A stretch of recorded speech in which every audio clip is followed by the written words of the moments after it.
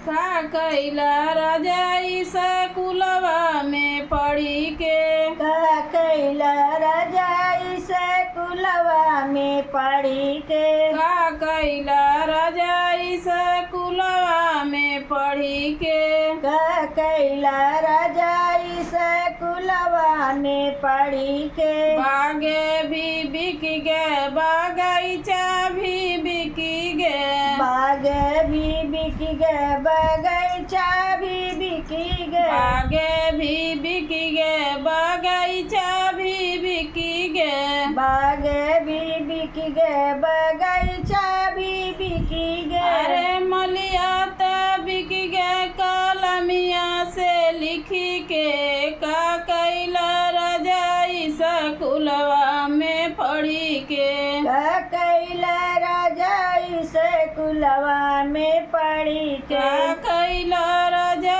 स्कूलवा में पढ़ी के। का कैला राजा स्कूलवा में पढ़ी के।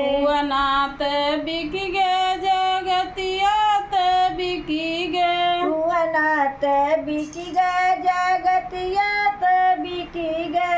अनाथ बिक गए जगतिया त बिक गए। अनाथ बिक गए जगतिया त बिक गए। कहाँ रात बिक गए कलमिया से लिखी के। का कैला राजा स्कूलवा में पढ़ी के। का कैला राजा स्कूलवा में पढ़ी के। का कैला राजा स्कूलवा में पढ़ी के। का कैला राजा स्कूलवा में पढ़ी के। ताल ते बिक गए तलैया ते बिक गए। ताल ते बिक गए तलैया ते बिक गए। ताल ते बिक गए तलैया ते बिक गए। ताल ते बिक गए तलैया ते बिक गए। धोबिनी ते बिक गए कलमिया से लिखी के। का कैला राजा स्कूलवा में पढ़ी के। का कैला राजा स्कूलवा में पढ़ी के। का कैला राजा स्कूलवा में पढ़ी के। का कैला राजा स्कूलवा में पढ़ी के।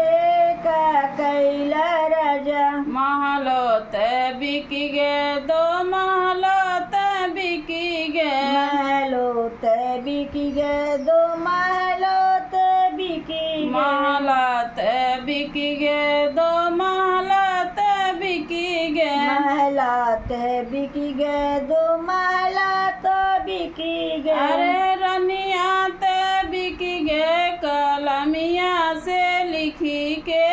का कैला राजा स्कूलवा में पढ़ी के। का कैला राजा स्कूलवा में पढ़ी के। का कैला राजा स्कूलवा में पढ़ी के। का कैला राजा स्कूलवा में पढ़ी के। का कैला राजा।